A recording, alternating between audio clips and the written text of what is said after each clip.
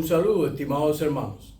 Es una bendición poder continuar esta nueva semana con esta serie Vive tu Fe, que se acerca a su última parte y queremos hablar acerca de las prioridades. Qué importante el saber enfocarnos en las prioridades en la vida. Qué cosa es más importante, cómo organizar nuestras prioridades. De hecho, tiene un factor muy fundamental en la personalidad del ser humano y nos ahorra muchas dificultades a la hora de decidir, saber qué es lo más importante. Santiago se ocupa de mostrarle a sus lectores la importancia de organizar jerárquicamente sus prioridades de manera que Dios esté siempre ocupando el primer lugar en cada una de las decisiones que ellos pueden estar tomando, y de esa manera pues avanzar en este sentido tan importante de mostrar la fe. Para saber qué es lo más importante, qué es la prioridad más relevante, debemos de aprender a enfocarnos en lo duradero. En otras palabras, tenemos que estar enfocados en una perspectiva correcta. No podemos estar colocando nuestros pies o dando pasos en falsos que nos lleven a este concepto. Y de eso precisamente nos hablan los dos primeros versículos que ocupa esta sección de Santiago capítulo 4, versículos del 13 al 14. Te invito a orar para comenzar este tiempo. Padre, te damos muchas gracias por tu palabra. Ayúdanos que sea tu espíritu que nos esté hablando. Ayúdanos, oh Dios, que sea tu bendición la que siempre nos esté sosteniendo. Y permite, Dios, que podamos aprender de esta sección bíblica cosas que puedan ser de provecho y fundamentales para hacer tu voluntad en nuestras vidas. En el nombre de ti oramos. Amén. Cuando miramos entonces este sentido del enfoque en lo duradero, Santiago se ocupa de comenzar a enseñarnos, de comenzar a educarnos en este sentido. Dice, vamos ahora a lo que decís, hoy y mañana iremos a tal ciudad y estaremos allí un año y negociaremos y ganaremos. Es muy común escuchar comentarios como este de esta misión de futuro. Personas que, por ejemplo, llegan a los Estados Unidos y dicen, bueno, vamos a ser millonarios en el transcurso de un tiempo, vamos a estar haciendo cosas, vamos a prosperar de una manera tremenda, pero luego se percatan de que la vida aquí tiene también sus propios retos y que hay que aprender a navegar esos retos y pedirle al Señor que nos conceda salud, fuerza y otros elementos más para poder alcanzar o lograr estas perspectivas. Cuando actuamos de esta manera, somos entonces, nuestros ojos están cerrados por el orgullo. No vemos la realidad o no la vemos desde la perspectiva de Dios, sino que la miramos desde una perspectiva humana, la miramos desde una perspectiva que no es real, y la miramos desde una perspectiva que puede ocasionar que tengamos el efecto de un espejismo mental y que consideremos o veamos cosas que realmente no van a ser posibles o no están realmente en ese horizonte que nuestro orgullo pues nos insta a ver. Es decir que cuando miramos este texto, este versículo, descubrimos que el hombre habla y hace planes como si él fuera el amo de su vida o como si Dios no existiera. Y Dios, desde lo alto, pues nos dice, pero ¿cómo es posible que siendo yo el autor de la vida, siendo yo el autor de la salvación, siendo yo el creador del universo, tú como hijo mío, tú como hombre, no te vas a mirar y a buscar la perspectiva mía en ese asunto? No te vas a refugiar en mi sabiduría, ni vas a poner esas ideas en mis manos para que podamos juntos, teniendo a Dios como líder, establecer un plan que verdaderamente repercuta o ayuda en un crecimiento a futuro. ¿Qué estupidez es pensar de esa manera? ¿Qué estupidez es dejar a Dios a un lado? Santiago ha alcanzado a oír esta charla absurda que se ha repetido a lo largo de la historia, y de seguro también tú y yo la hemos escuchado en algún momento, a veces en boca de algún creyente y otras en boca de personas del mundo que consideran de que ellos van a avanzar sin tener en cuenta a Dios. Cuando miramos esto, nos indica una manera insensata de vivir y no otro que no tiene otro nombre que un ateísmo práctico. Es decir, es alguien que abandona la existencia y la presencia de Dios y considera la practicidad de su pensamiento como mucho más loable e importante para alcanzar sus metas y propósitos, y nada más distanciado de la realidad, nada más descabellado para el ser humano que tomar o llegar a estas conclusiones. Las personas a las cuales Santiago se dirige parecen ser pues judíos cristianos que estaban en la dispersión. De eso es lo que se trata al comienzo de la epístola, lo que Santiago nos venía comunicando. A ellos era lo que Santiago le está escribiendo esta carta, y no precisamente a personas incrédulas. Es decir, los que están presos de este orgullo no son los incrédulos, sino son los creyentes, o al menos a quien está dirigida esta exhortación es a este grupo. Y es lamentable que dentro de este grupo hayan personas con esta connotación o esta idea en sus mentes. Santiago parece indicar que ellos saben lo que es bueno, pero da a entender que ellos pertenecen a una comunidad cristiana, y por esa razón el mensaje está dirigido a esa iglesia. La necesidad de desarraigar esa perspectiva falsa de sus mentes para poder alcanzar una verdadera prioridad, de buscar primeramente el reino de Dios, viene a ser aquí la prioridad correcta, la perspectiva correcta, para luego alcanzar el resto de las cosas en la vida. Y parece obvio, pero lógicamente si Santiago lo está escribiendo, es evidente que en esta comunidad existían estas creencias o estas falsas creencias al respecto. Aquí tenemos un ejemplo de gente que hacen planes y que trabajan, pero lo hacen sin pensar en Dios. Y este es su mayor contratiempo, lo hacen sin pensar a Dios. Al pasar por alto, muestran entonces un tanto de arrogancia que difama a su prójimo. El pecado de no acudir a Dios en oración es una de las ofensas más comunes que el cristiano comete. Parecería muy raro, ¿no?, que sea una de las ofensas más comunes, pero a veces nos olvidamos de Dios en nuestra propia vida cristiana. La incredulidad del creyente es el título de un sermón que he predicado entre ustedes y que habla acerca de este grave peligro que tenemos los creyentes, el peligro de olvidarnos a Dios. Y no podemos tener entonces, perder esta perspectiva de enfocarnos en lo verdaderamente duradero. Santiago se está dirigiendo a un grupo específico de la iglesia, y de este grupo parece ser que su mensaje está transmitido a los mercaderes. Capta la atención esta expresión idiomática, oíd ahora. Es decir, algunos dicen vamos ahora.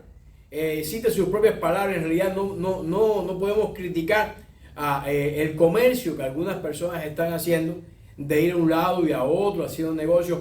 No es eso lo que está refiriéndose Santiago.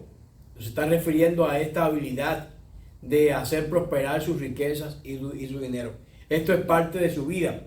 Aquí hay un cierto paralelo con el discurso de los finales de los tiempos. Dice que en los días antes del diluvio la gente comían y bebían y tomaban en matrimonio hasta el día que Noé entró en el arca, y nunca supieron nada de lo que sucedería hasta que llegó el diluvio y se los llevó a todos. Aunque estas personas estaban comiendo, bebiendo, haciendo su vida, da a entender que en la época de Noé se habían olvidado de Dios. Se habían olvidado de Dios, y mientras que Noé seguía el mandato de Dios, para ellos le parecía locura lo que éste hacía. Y a pesar de que la realidad era un poco descabellada, tomar en cuenta este pensamiento, también es cierto que Noé, como pregonero de justicia, estaba hablándole de que este tiempo iba a llegar, como de igual manera hoy le estamos hablando a la comunidad y le estamos diciendo de que el Señor vuelve pronto y que este mundo está avanzando de mal en peor y que es necesario arrepentirse y convertirse y caminar en pos de Jesucristo como nuestro único y personal Salvador. La gente de los tiempos de Noé vivía así, sin Dios, o vivía como si Dios no existiera. Y estos mercaderes a los cuales Santiago hace referencia están pensando también del mismo modo. Ellos están viviendo como si Dios no existiera.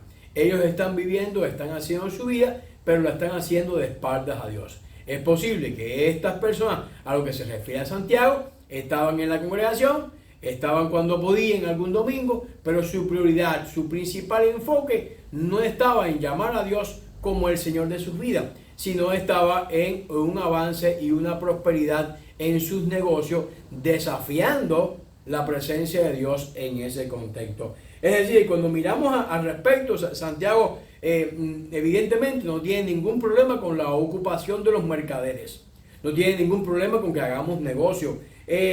Tampoco está escribiendo acerca de la ética de compra y venta de estos mercaderes. Dice que ellos hacían negocios para ganar dinero. Es lo que se espera de un negocio. Todo negocio se hace con el propósito fin de ganar, de incrementar el valor inicial que se ha invertido. La razón por lo que reprende Santiago a los mercaderes es por su falta de atención a Dios.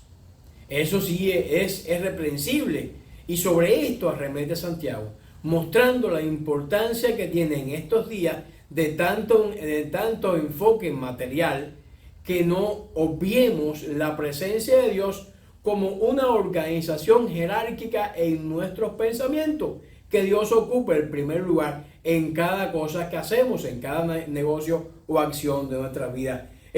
Para aquellas personas, para los mercaderes, el negocio es lo más importante que servir al Señor. Por eso está diciendo, hacen planes a futuro sin presentar delante de la voluntad de Dios. Como el hombre necio que describe la parábola en Lucas capítulo 12, que estaba haciendo pues almacenes y todo lo demás, y no le quedaba más que un minuto de vida, y ahí estaba fanfarroneando con los últimos alientos de vida que quedaban en él. Lo cierto es que debemos de aprender a organizar nuestra vida en torno a Dios. Y eso es lo que Santiago nos está queriendo decir. Lo continúa ampliando en el versículo 14, que lo vamos a dividir en dos partes. Cuando no sabéis lo que será mañana, porque ¿qué es vuestra vida? Ciertamente es neblina, que se aparece por un poco de tiempo y luego se desvanece. Que se aparece por un poco de tiempo y luego se desvanece. Si no tenemos la idea de traer el futuro inmediato, ¿cuál es entonces el propósito de la vida? El escritor de Eclesiastés menciona repetidamente que la brevedad de la vida, y comenta ácidamente que el significado de la búsqueda del hombre en las posesiones materiales. No tiene sentido que estemos buscando las posesiones materiales, porque las posesiones materiales se desvanecen. Hoy usted tiene, mañana no. Usted hoy cuenta con salud, mañana le falta la misma. Es decir que si nos enfocamos en cuestiones que no sean duraderas, entonces nuestra vida va a estar sufriendo muchos altos y bajos. Y a esos Santiago nos llama la atención, y también el autor de Eclesiastés, cuando dice: temed a Dios y cumplid sus mandamientos, porque este es el deber de todo hombre. Este es el deber de todo hombre. Qué importante que aprendamos entonces a mirar la vida desde la perspectiva de Dios. Cuando los teólogos británicos del siglo XVI se preguntaron cuál es la finalidad principal del hombre, cuál es el fin del hombre, cuál es su propósito final, ellos también unánimemente contestaron: la finalidad principal del hombre es glorificar a Dios y disfrutarlo para siempre. Es decir, que lo más importante de la humanidad es que estemos enfocados en el Señor. De hecho, nuestro propósito, nuestro tiempo en la eternidad será adorar al Rey de Reyes y Señor de Señores. Es importante que tengamos entonces esa perspectiva desde este enfoque terrenal, desde que nos encontramos en tierra. Los mercaderes a los cuales Santiago dirige su epístola no se han preguntado nada acerca de la duración de la vida. Por eso es importante que tengamos presente que la vida es corta y se compara en este versículo a la neblina. Por eso el Proverbios dice, el sabio Salomón dice de la siguiente manera: no se jacte acerca del mañana, porque no sabemos lo que ese día puede traer. ¿De qué vale enfocarnos en una perspectiva de mañana si no estamos disfrutando el presente? Qué bueno es que estemos viviendo el aquí y el ahora y que estemos disfrutando las circunstancias que tengamos en ese tiempo. Esto no quiere decir que no hagamos planes. Es importante planificar. Es importante tener también una idea de futuro, pero es importante que esa planificación y esa idea de futuro tenga a Dios presente. No tenga a Dios de un lado o no tenga a Dios en ninguna parte. Ellos hablan acerca del futuro con una certeza absoluta, y el futuro es incierto. No sabemos qué va a pasar un minuto después. No tenemos una certeza de lo que va a ocurrir. Sin embargo, ellos no tienen el control sobre el mismo. Viven su vida, pero no se preguntan acerca del propósito de su vida. ¿Qué quiere Dios contigo ahora? ¿Qué quiere Dios con su iglesia ahora? Si no tenemos esta perspectiva, somos ciegos e ignorantes. No estamos tomando a Dios presente. Y Santiago entonces arremete contra ellos comparando que la vida es como una neblina que rápidamente también se desvanece. Que es una niebla, nada más tenue, es un vapor de agua que se desvanece ante el primer golpe del sol. Es frágil. La neblina carece de durabilidad. Apenas salga el sol, la neblina se va a desaparecer. Moisés vivió hasta los 120 años, escribió una oración que dijo: la extensión de nuestra vida es de 70 a 80. Si tenemos el vigor, sin embargo, su duración es más problema y pena, porque rápidamente, dice Moisés, pasa y volamos. Rápidamente pasa y volamos. Así lo escribió Moisés en el Salmo 90, específicamente en el versículo 10. Habla de lo efímero de la vida, lo corto de la vida, y una vida sin el Señor pues no tiene un enfoque verdaderamente loable. Por lo tanto, Santiago está animando en estos dos primeros versículos a que tú y yo, si queremos organizar nuestras prioridades en la vida, nos enfoquemos en primer lugar en lo duradero.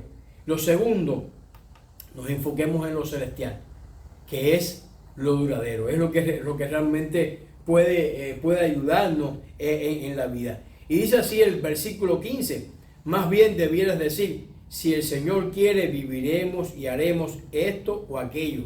Esta es la manera en la cual, muy didáctica, Santiago está mostrando, está enseñando a la iglesia dispersa, a la cual está dirigiendo su epístola, lo importante en enfocarse en lo celestial. Nos enseña Santiago que Dios es soberano en nuestras vidas, en toda la planificación, en todas las obras, en todos los logros. Debemos reconocer este sometimiento a Dios. Debemos reconocer que Dios es el Rey, que Dios es el Señor, que Dios es quien rige nuestros pasos, quien rige nuestra vida. El no hacerlo de esa manera no es loable. En algunos círculos culturales, sobre todo los hispanos, la expresión si Dios quiere, a veces suena un poquito espiritual y da la intención de que estamos verdaderamente sometidos. Pero yo pienso que en la mayoría de los casos es como un cliché, una frase repetida, una frase vacía que se usa como una fórmula piadosa, o que en ese sentido pierde su verdadero significado. Tiene las palabras que transmiten la idea, pero el corazón del exponente está muy lejos de expresar lo mismo. ¿Qué le dice entonces a los mercaderes que están usando esta fórmula? Quiere demostrarle que sus vidas están en las manos de Dios, y te quiere demostrar a ti que verdaderamente tenemos que hacer lo que Dios quiere porque estamos en las manos de Dios y es el que debe reconocer nuestros planes. Él nos dice ni cuándo usa la frase que Dios quiere. Miramos esta frase, a veces pensamos que es algo cotidiano. Esta frase no aparece en el Antiguo Testamento. Sin embargo, en la época del Nuevo Testamento sí está presente. Y recordamos, por ejemplo, Pablo, cuando Pablo le escribe a los judíos que estaban en Éfeso, dice en Hechos capítulo 18, versículo 21, volveré si es la voluntad de Dios. Pablo está, y Lucas lo recoge en el libro de los Hechos, Pablo está diciendo, volveré si es la voluntad de Dios. En otras palabras, volveré si Dios quiere. Pero lo está diciendo con todo el corazón. Pablo está sometido verdaderamente. No es un cliché, no es una frase vacía. Es una expresión del sometimiento del apóstol a la magnánime voluntad de su Padre Celestial. Pablo también le dice a los corintios, en 1 Corintios capítulo 4, versículo 19, vendré a vosotros muy pronto, si el Señor lo dispone. Y nuevamente la misma expresión, si Dios quiere. Vendré a ustedes, corintios, pronto, si Dios lo permite, si Dios quiere. Le prometió a los corintios pasar por algún tiempo, si Dios lo permitía. Y hay otras expresiones más en la Biblia donde de igual manera esta frase, si Dios quiere, está presente. Lo que queremos decir es que la palabra, si Dios quiere, como frase inevitable y trillada, no debe ser usada como una frase que no encierra nada. Como cuando a veces decimos gracias, pero no estamos agradecidos. Y lo hacemos por cultura, lo hacemos por una frase repetida. A veces abusamos de esta expresión y no transmite, no comunica el verdadero sentido de la expresión gracias. Lo mismo ocurre con esta frase, si Dios quiere. Es decir, estamos expresando, puede sonar muy, muy interesante, pero cuán cerca o cuán alejado está nuestro corazón del verdadero sentido de esta expresión. Si como hijos de Dios debemos vivir como Dios manda, entonces sí la frase tiene sentido, porque debemos estar bajo la protección del Señor, como Pablo nos confirma en estos textos que hemos citado. Entonces sí la frase tiene un verdadero sentido, tiene una verdadera intención. Todo creyente debe vivir de tal manera, como dice Horatio Bonar, en ningún momento del día o de la noche esté ausente lo sagrado. Qué interesante esta expresión, que en ningún momento del día o de la noche esté ausente lo sagrado.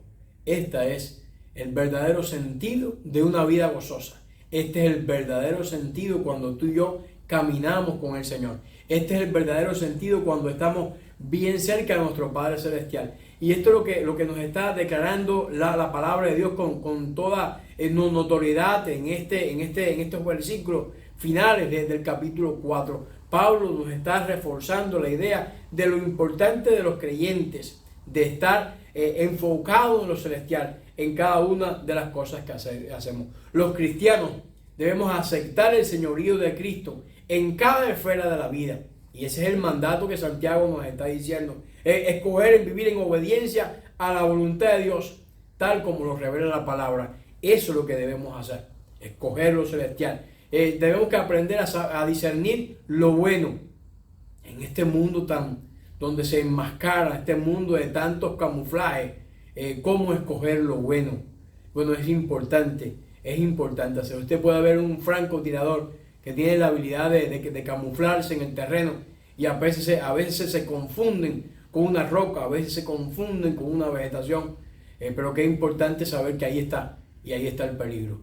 Los creyentes también tenemos que aprender a descubrir en todos los camuflajes de este mundo cuál es la esencia, y la esencia es Dios, y descubrir esa esencia es bueno. Lo recto, lo honorable, lo justo y lo equitativo debemos de aprender a escogerlo, y debemos también de practicar la regla de oro, tratar a los hombres de la misma manera en que queremos que ellos nos traten. El versículo 16 nos habla acerca de cómo establecer o tener una buena conducta, pero ahora se jactan de su arrogancia.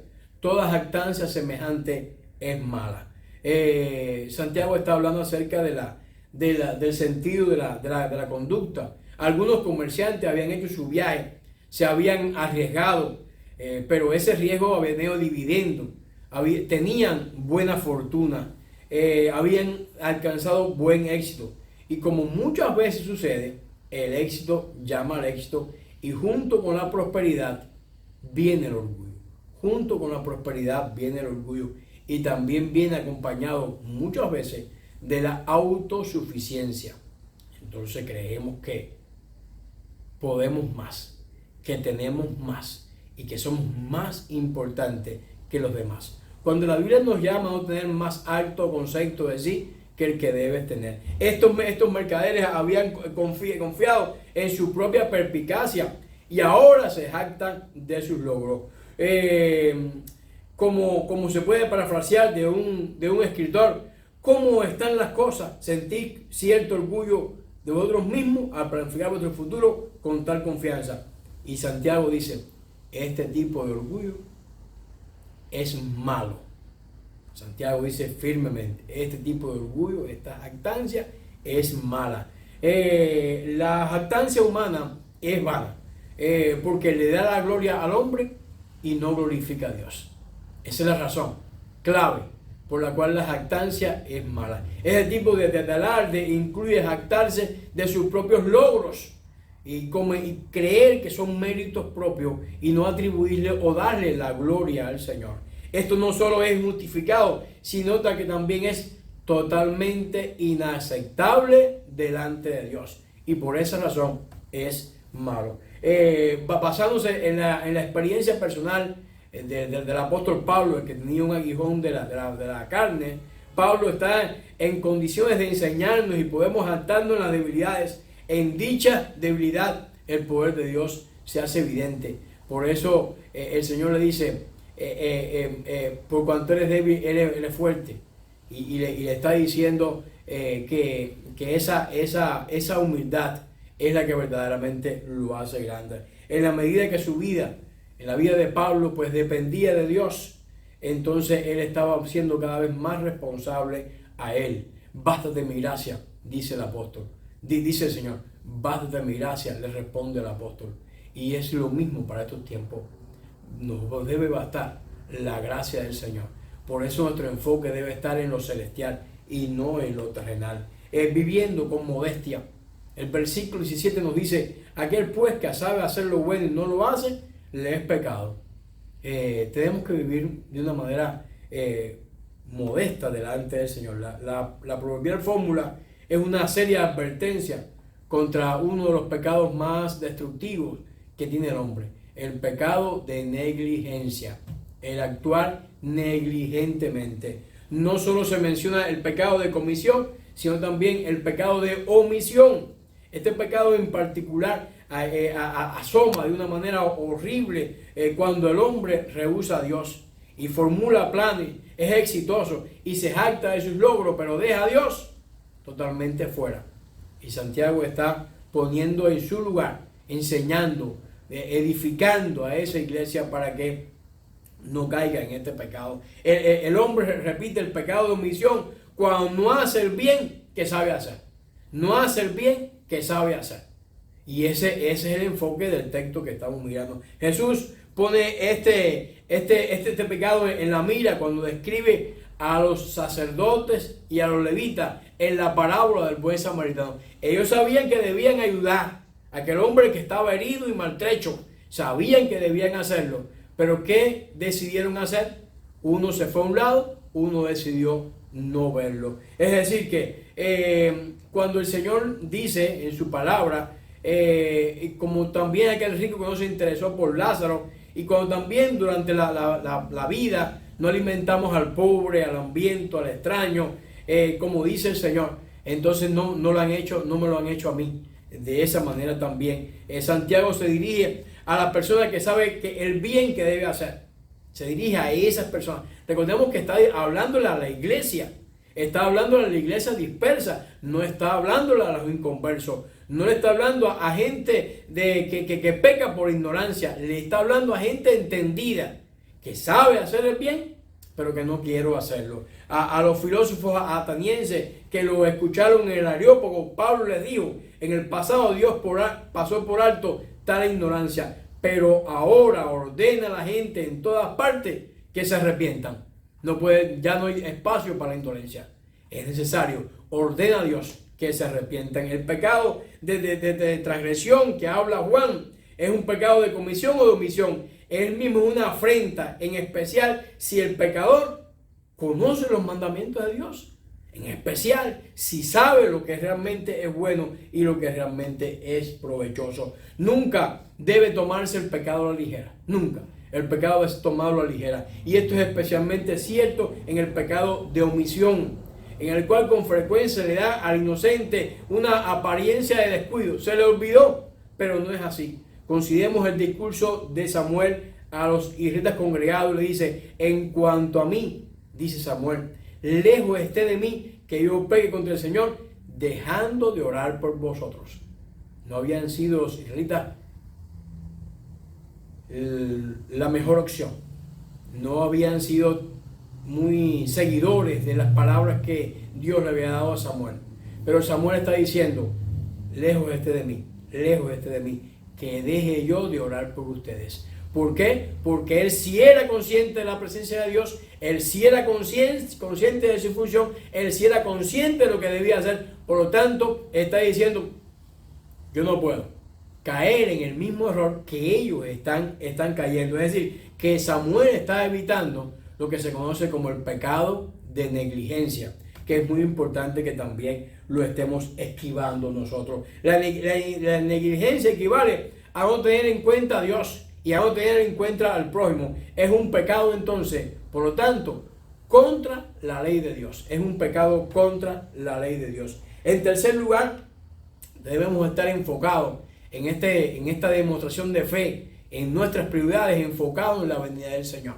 Tenemos que estar, no podemos perder esa perspectiva, no podemos perder ese enfoque en lo que estamos haciendo. Ese asunto de planificar y mirar, en cualquier momento puede venir el Señor. Y esa es lo que tenemos que demostrar. El texto dice, versículos 7 y 8, por tanto, hermanos, tened paciencia hasta la venida del Señor.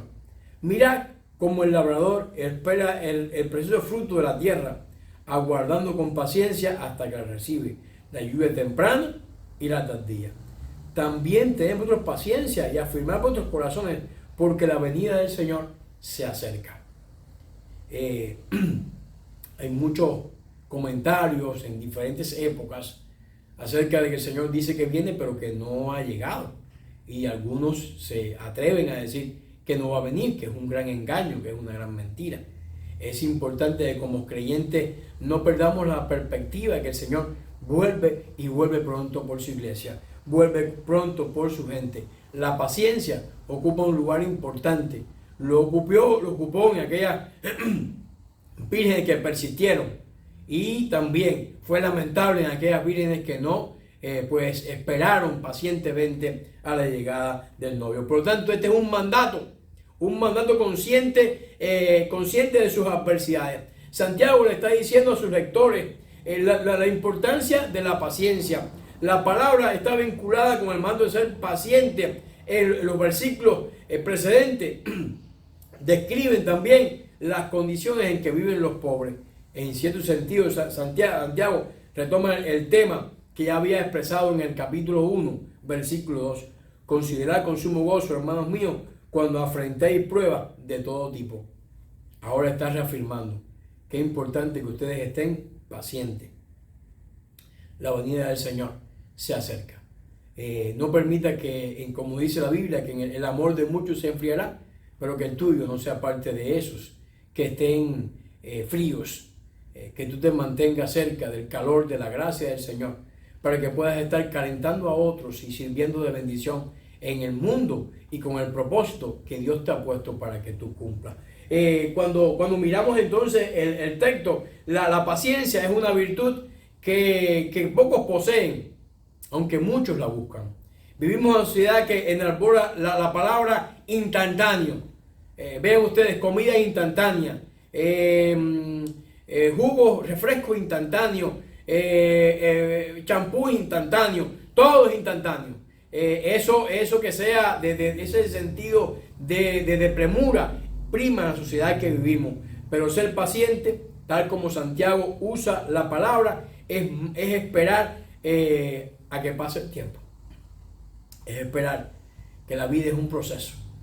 Qué bueno esos platanitos, que se enfrían, que se maduran en la mata. Y usted ve ahí el proceso. Tarda. Usted le puede echar un líquido, lo puede colocar en temperatura, usted puede hacer muchas cosas y se maduran. Pero nunca va a ser igual el sabor de uno comparado con el otro. Nunca. Porque es el proceso natural. Y Dios no quiere que usted esté esperando con paciencia ese retorno de Jesucristo, que sin duda un día va a llegar. La paciencia es el arte de soportar a alguien cuya conducta es incompatible con la de los demás. Y a veces también es un opresor. Esos tiranos que se levantan y dicen, ¿cuándo este país va a ser libre? El hombre paciente calma una querella y controla la ira y no busca venganza, porque está esperando esa palabra, ese mensaje que Dios va a estar ofreciendo. La vieja palabra española que da raíz latina a longanimidad no quiere decir sufrir durante cierto tiempo, sino tolerar a alguien durante un largo tiempo. Tolerar a alguien durante un largo tiempo. Para decirlo de otro modo, la paciencia es lo opuesto al mal genio. Lo opuesto al mal genio es la paciencia. Dios exhibe paciencia cuando declara que es lento para la ira. Así que como hijos de Dios debemos imitar a nuestro Padre Celestial. Ante el hombre que continúa en el pecado, después de numerosas advertencias, el hombre refleja una vida de paciencia en su conducta diaria. Y eso es lo que el Señor nos está mandando. Por eso dice la Biblia, sed paciente hasta la venida del Señor. Los lectores saben que el Señor volverá en calidad de juez. Y Santiago le está animando a cada uno de ellos a que tomen esta perspectiva. Está demostrando, demostrar paciencia con respecto a la venida del Señor. Él vengará a su pueblo y lo hará cuando Él regrese. Sin duda el Señor va a vengar a su iglesia, va a vengar a su pueblo. Por eso las oraciones están ahí en el altar. Así lo describe el libro de Apocalipsis. La oración de los santos va a estar en ese lugar. Santiago le dice a sus lectores que sean pacientes y también les anima a que sean firmes. ¿Con qué intención? Para que fortalezcan sus corazones. Ellos pueden decir con confianza en el Señor que el Señor vuelve, pero no sabe cuándo esto va a suceder. Por eso la paciencia hace falta y la fortaleza. Mientras esperan, la duda y la distracción pueden formar parte de su vida. Por eso Santiago está aconsejando a sus lectores y está aconsejando a la iglesia que el Señor va a cumplir su promesa. Porque la palabra de Dios se está cumpliendo de una manera extraordinaria. Y sin duda lo que falta por cumplir también lo hará. El detalle y la repetición en el recordatorio inminente del Señor es necesario que los lectores no pierdan el ánimo en circunstancias difíciles, ni tampoco en tiempos de mucha distracción. Es importante que la iglesia esté enfocada en ese mensaje importante. Cristo viene y viene pronto por su iglesia. El versículo 9 dice: hermanos, no os quejéis unos contra otros para que no seáis condenados. El juez ya está delante de la puerta. El respeto a la familia de la fe. Qué importante que nos consideremos familia. Qué importante que nos respetemos como tal. Cuando miramos el texto, quejarse y rezongar es lo contrario de estar gozoso y de estar agradecido. Aunque a veces el creyente puede encontrarse viviendo situaciones poco envidiables, lo cierto es que cuando comienza a quejarse, cae en pecado. El pueblo de Israel muchas veces cayó en pecado de murmuración. Peca porque acusa a Dios indirectamente de la desgracia que le está sufriendo. Y eso no está bien. Y es lo que Santiago nos está queriendo decir. De hecho, el quejoso, el critica a su prójimo, lo acusa de las dificultades que el prójimo tiene que sufrir y le juzga injustamente. Esto es contrario a la ley real del amor, ya que en tal caso el quejoso, como dice Santiago, habla en contra de la ley y la juzga. Santiago habla en contra de los rezongones, a quien afectuosamente llama hermanos. Qué tremendo. Santiago no entra en el juego de ellos, le llama hermanos. Saben cómo son, pero le llama hermanos. Es decir, ellos mismos pueden caer bajo juicio. Dios mismo los juzgará, pero no Santiago.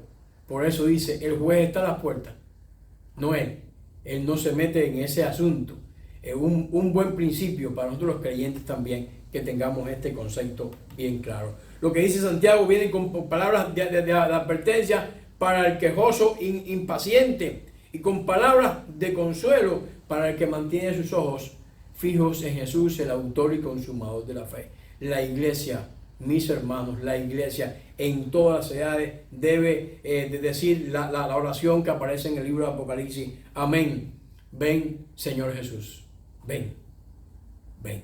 Ese es el enfoque en la venida del Señor. Serán tiempos muy complicados. El hombre en los últimos tiempos que describe la palabra de Dios es terrible. Las situaciones que describe los tiempos finales es de igual manera difícil. Por lo tanto, hace falta la paciencia porque es necesario que ese proceso acontezca. Y es importante que estemos claros de que eso está aconteciendo. Los versículos 10 y 11. Hermanos míos, tomad como ejemplo de aflicción y de paciencia a los profetas que hablaron en el nombre del Señor. Y aquí tenemos, pues, bienaventurados los que sufren. Habéis oído de la paciencia de Job y habéis visto el fin del Señor, que el Señor es muy misericordioso y compasivo.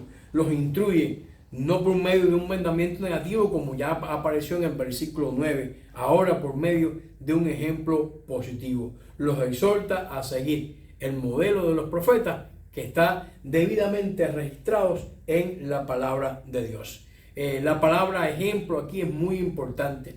En el original ocupa el primer lugar en la oración, recibiendo de esta manera el énfasis. Esta expresión tiene dos significados. En el sentido negativo, se refiere a los incrédulos cuya conducta se nos dice que debemos evitar. Evitemos ese mal ejemplo. Pero en el sentido positivo que se describe aquí, es lo que debemos imitar.